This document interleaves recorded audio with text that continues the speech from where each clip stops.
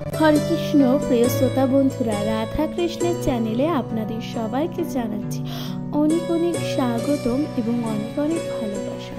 বন্ধুরা, আমি পিয়ালি আপনাদের সাথে ভগবান শ্রীকৃষ্ণের মধুর এবং মূল্যবান বাণী যা বিস্তারিত আলোচনা করতে চলেছি। প্রিয় শ্রোতা বন্ধুরা, ভগবান শ্রীকৃষ্ণের মধুর এবং মূল্যবান বাণী যা আজকে আমি আপনাদের সাথে পাঠ করে শোনাতে চলেছি। প্রিয় শ্রোতা বন্ধুরা, ভগবান শ্রীকৃষ্ণ বলেছেন যে মাতা এবং সন্তানের মধ্যে এক অটুট নিবিড় সম্পর্ক।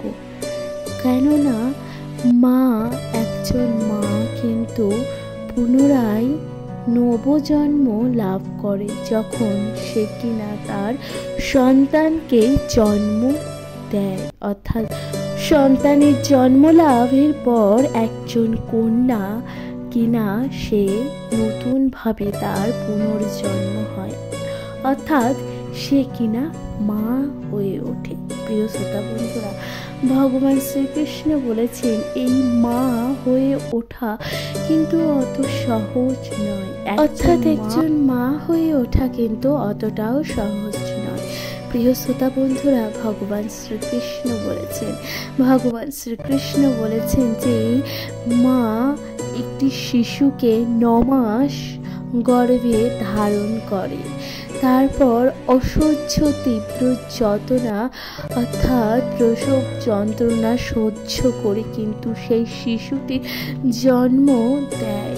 প্রিয় শ্রোতা বন্ধুরা, তারপরেই সেই শিশুটির মুখ থেকে সে মা ডাক শুনতে পারে। প্রিয় শ্রোতা বন্ধুরা, এই মা হয়ে ওঠা কিন্তু অত সহজ নয়, কিন্তু মা হয়ে ওঠার পূর্বে সে থাকে একজন কন্যা, কারোর বাড়ির বউ, কারোর বাড়ির মেয়ে।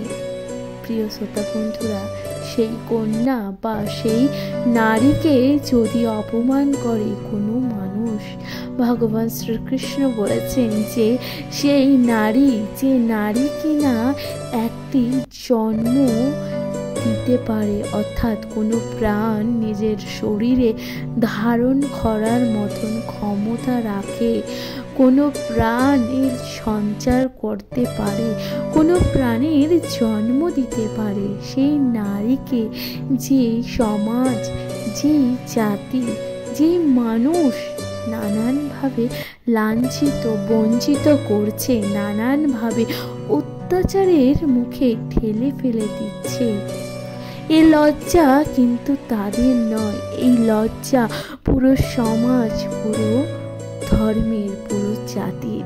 শ্রোতা বন্ধুরা, যে নারী পারে সমস্ত সংসারকে একত্রিত করে জুড়ে রাখতে, যে নারী পারে সমস্ত জগৎ সংসারকে নিজের মধ্যে মানিয়ে নিতে পারে, যে নারী একজন বাড়ির বউ হয়ে উঠতে পারে, কোনো বাবার কোনো প্রিয়তমা কন্যা একজন নারী, সেই নারী তার সম্পূর্ণ জীবন যেখানে বাস করেছে, অর্থাৎ ছোট থেকে বড় হয়ে উঠেছে যেই বাড়িতে, যেই গৃহে, যেই আত্মীয় পরিজন সবার সঙ্গে সকল মানুষকে কিন্তু বিবাহের পর ত্যাগ করে দিয়ে চলে আসতে পারে স্বামীর গৃহে। প্রিয় শ্রোতা বন্ধুরা, কিন্তু সেই নারীর ওপর হচ্ছে অত্যাচার, লাঞ্ছনা, বঞ্চনা, যুগে যুগে নারীদের ওপর হয়ে উঠছে চরম নির্যাতন। যে নারী একটি সন্তানের জন্ম দিতে পারে, যে নারী একজন প্রাণকে সঞ্চার করতে পারে, সেই নারীর ওপর হয়ে ওঠা চরম নির্যাতনের কিন্তু আমরা বিরোধিতা করি। প্রিয় শ্রোতা বন্ধুরা, ভগবান শ্রীকৃষ্ণ বলেছেন যে জাতি, যে সমাজ নারী জাতিকে অবজ্ঞা করে, নারীকে অসম্মান করে, সেই জাতি বা সেই সমাজ কিছুতেই কিন্তু উন্নতি হতে পারে না। প্রিয় শ্রোতা বন্ধুরা, ভগবান শ্রীকৃষ্ণের মধুর বাণী যা অত্যন্ত মধুময়। ভগবান শ্রীকৃষ্ণের মধুর বাণী শুনতে থাকুন, তাহলে ভালোবেসে বলুন জয় শ্রী রাধা কৃষ্ণ। ভগবান শ্রীকৃষ্ণের মধুর বাণী যা অত্যন্ত মধুময়। প্রিয় শ্রোতা বন্ধুরা, ভগবান শ্রীকৃষ্ণ বলেছেন সময় এবং ধন যা অত্যন্ত গুরুত্বপূর্ণ। এরপর ভগবান যেটি পার্থক্য করে বোঝাতে চেয়েছে, ভগবান বোঝাতে চেয়েছে যে সময় এবং ধন জীবনে কোনটি বিশেষ প্রয়োজন, জীবনে কোনটি বিশেষ প্রয়োজন। ভগবান শ্রীকৃষ্ণ বলেছেন যে মানুষকে বাঁচতে গেলে, মানুষকে জীবনযাপন অতিবাহিত করতে গেলে কিন্তু ধন সম্পদের গুরুত্ব অপরিসীম। ধন সম্পদের কিন্তু প্রয়োজন আছে প্রিয় শ্রোতা বন্ধুরা, কিন্তু এই ধন সম্পত্তির থেকেও যেটি অত্যন্ত গুরুত্বপূর্ণ তা হচ্ছে সময়। সময় যা পরিবর্তনশীল, সময় যা পরিবর্তন হয়। সময় কোনোদিনও কারোর জন্য থেমে থাকে না, সময় কখনো কারোর জন্য কিন্তু থেমে থাকে না, অর্থাৎ সময়ের চাকা চলতেই থাকে। আজ যা আপনি করছেন বা করবেন বলে চিন্তা ভাবনা করছেন তা অবশ্যই কিন্তু করুন, কারণ সময় কখনোই থেমে থাকে না, সময় পরিবর্তনশীল। যেই কাজটি আপনি করবেন বলে ঠিক করেছেন, যে শুভ কাজটি আপনি প্রারম্ভ করবেন বলে ঠিক করেছেন, সেটা সময় থাকতে থাকতেই করুন। ভগবান শ্রীকৃষ্ণ বলেছেন যে সময় পরিবর্তনশীল, অর্থাৎ সময় চলে গেলে আপনি সেই কাজটি কিন্তু কোনো গুরুত্বই পাবেন না। প্রিয় শ্রোতা বন্ধুরা, ভগবান শ্রীকৃষ্ণ বলেছেন যে প্রত্যেকটি মানুষের জীবনে সময় যা অত্যন্ত গুরুত্বপূর্ণ।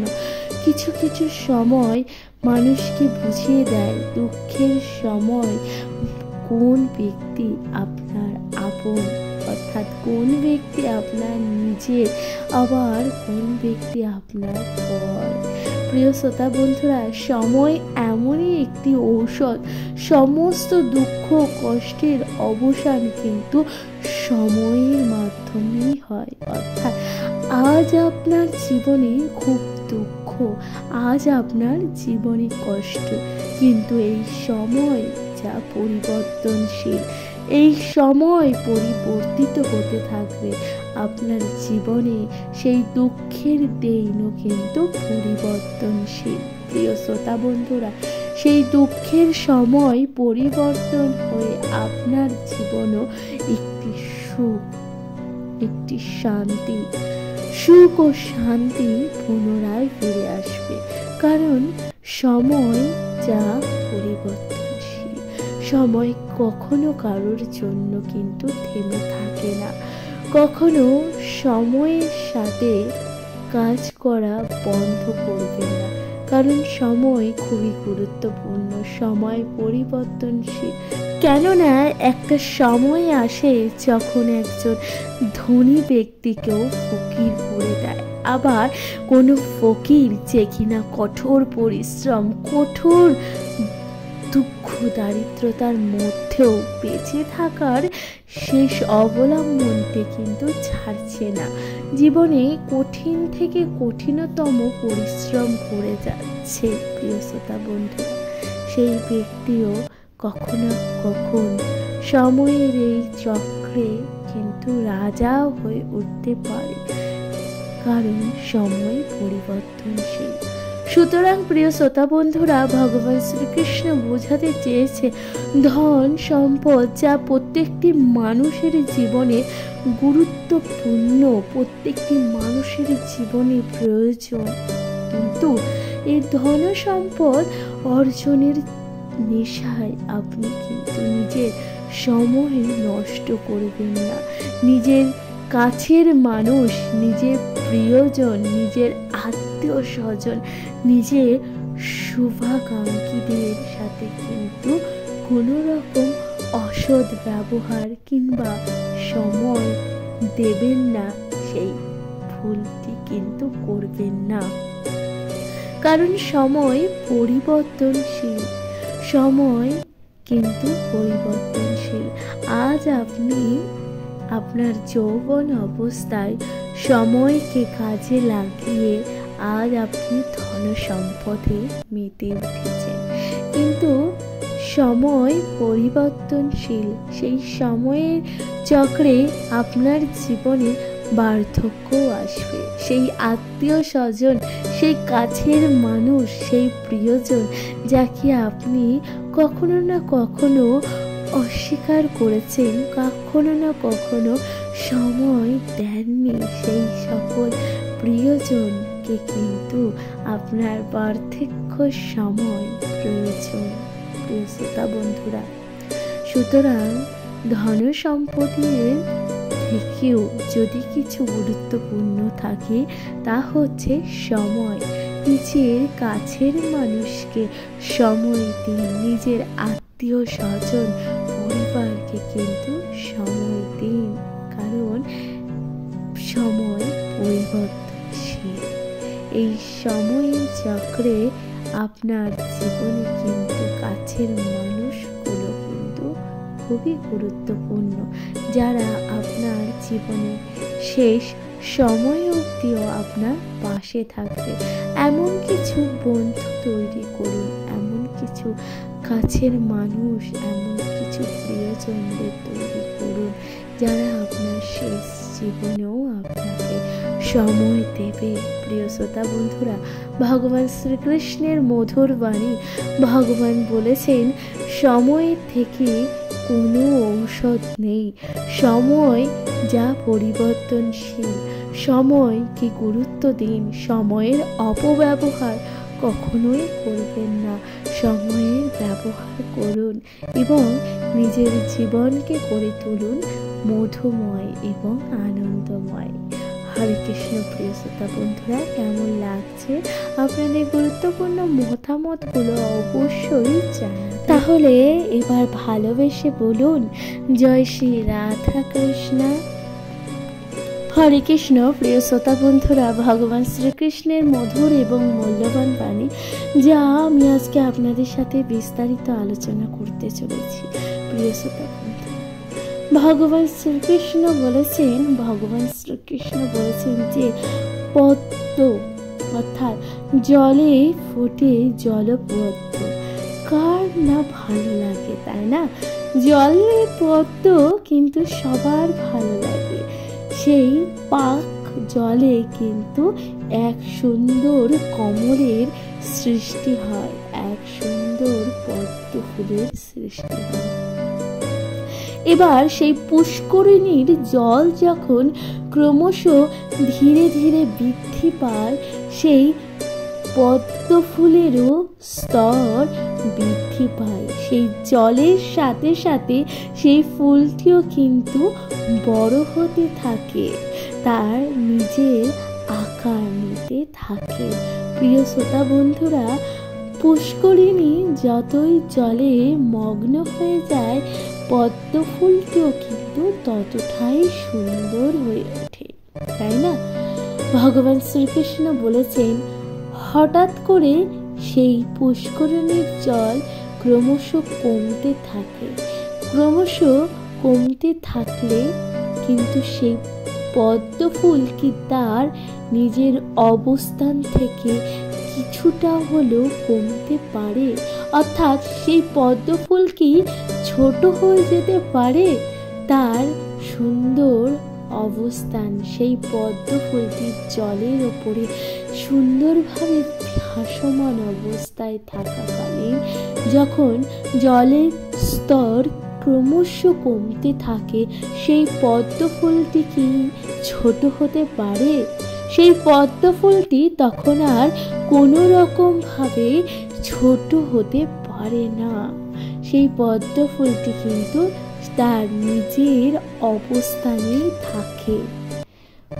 ফলে কি হয়? ফলে জলের স্তর কমতে কমতে সেই পদ্ম ফুলটিও কিন্তু নষ্ট হয়ে যায়। ভগবান শ্রীকৃষ্ণ এর উদাহরণ কি রূপে দিয়েছেন? ভগবান শ্রীকৃষ্ণ এর উদাহরণ দিয়েছেন, বলেছেন প্রত্যেকটি মানুষের জীবনও কিন্তু সেই জলের স্তরের মতন। কেননা প্রত্যেকটি মানুষের জীবনেও কিন্তু ওঠানামা আসে, অর্থাৎ উত্থান এবং পতন কিন্তু আসে। মানুষ যখন তার নিজের জীবনে সাফল্য অর্জন করে, সফলতা অর্জন করে, জীবনে তার একটি স্তরে পৌঁছে যায়, অর্থাৎ সাফল্যের নতুন নতুন স্তরে পৌঁছাতে থাকে, সে জীবনে নতুন নতুন কিছু অর্জন করতে থাকে, তখন কিন্তু সেই ব্যক্তি, সেই মানুষের মধ্যে উচ্চাকাঙ্ক্ষাও কিন্তু বৃদ্ধি পায়। সেই জলের স্তরের মতন সেই মানুষের জীবনেও কিন্তু চাহিদাগুলো বৃদ্ধি পায়।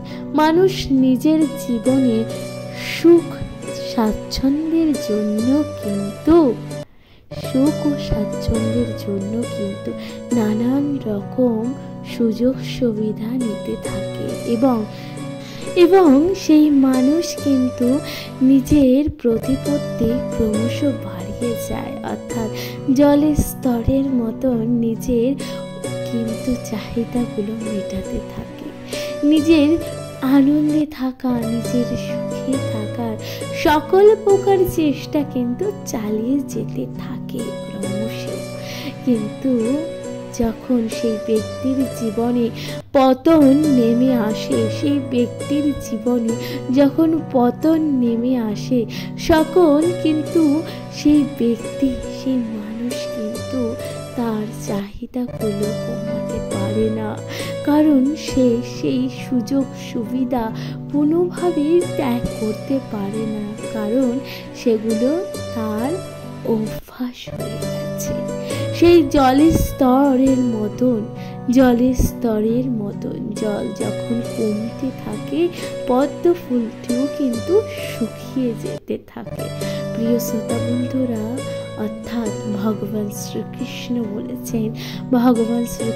বলেছেন যে মানুষের জীবনে উত্থান এবং সাফল্য খুবই গুরুত্বপূর্ণ। উত্থানের সাথে সাথে মানুষ কিন্তু তার জীবনে সকল প্রকার চাহিদাগুলো মেটানো গুরুত্বপূর্ণ, কিন্তু সেই চাহিদা, সেই সাফল্য, সেই স্তর এতটাই হওয়া প্রয়োজন যেখানে সে সকল প্রকার সামঞ্জস্য কিন্তু করতে পারে, অর্থাৎ সেই ব্যক্তি সকল প্রকার পরিস্থিতির জন্য কিন্তু সম্মুখীন হতে পারে।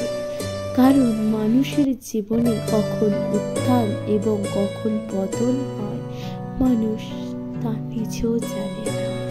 প্রিয় শ্রোতা বন্ধুরা, সুতরাং ভগবান শ্রীকৃষ্ণ বলেছেন আপনার চাহিদাগুলো যেন ততটাই হওয়া প্রয়োজন যতটা আপনার সামঞ্জস্য বজায় রাখতে সক্ষম।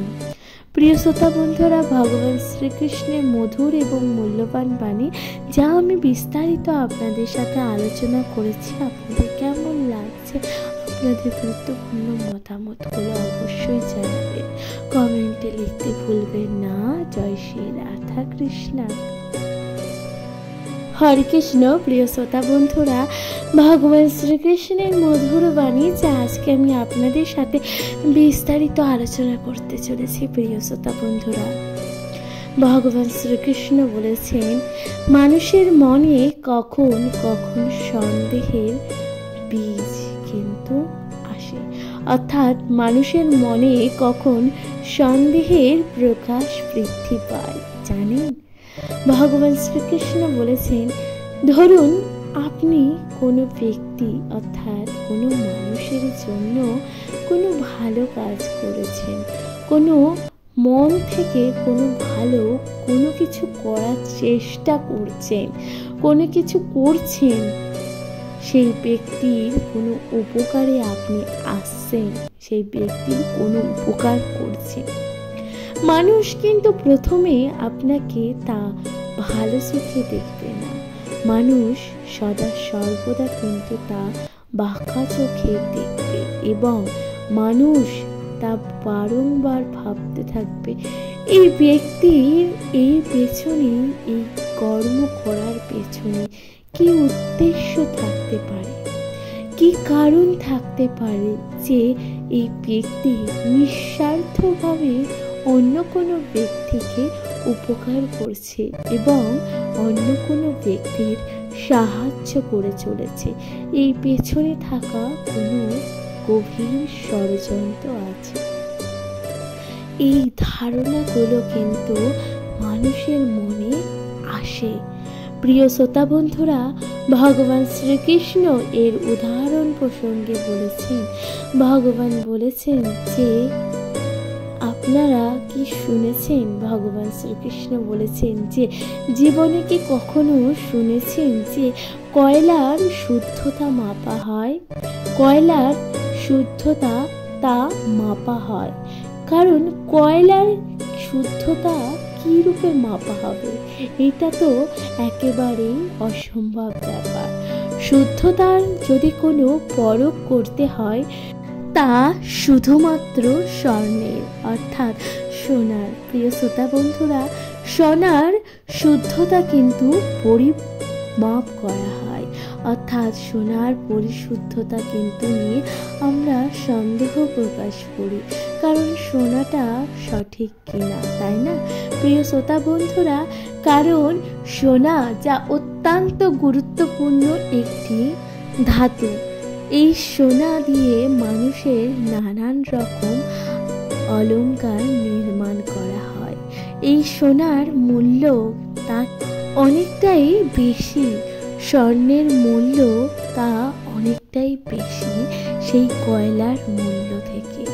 সুতরাং প্রিয় শ্রোতা বন্ধুরা, কেউ যদি আপনার কর্ম নিয়ে সন্দেহ প্রকাশ করে তাহলে আপনি কিছুতেই কিন্তু নিজে কষ্ট পাবেন না, কারণ কয়লার শুদ্ধতা পরিমাপ করা হয় না, হয় স্বর্ণের।